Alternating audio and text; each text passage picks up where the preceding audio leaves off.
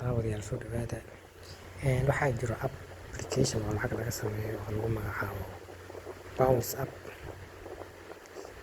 Application-kan waa kan waxaa la yiraahdaa midkan waa lacag laga sameeyaa.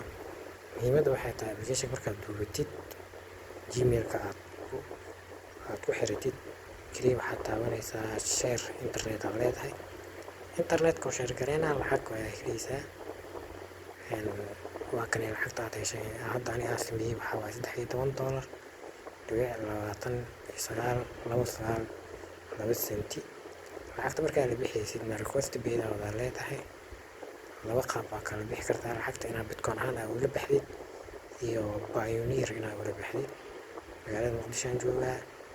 application-ka linkiga hoos ayaan soo dhigaa download gareysta khayr aan rajeynayaa.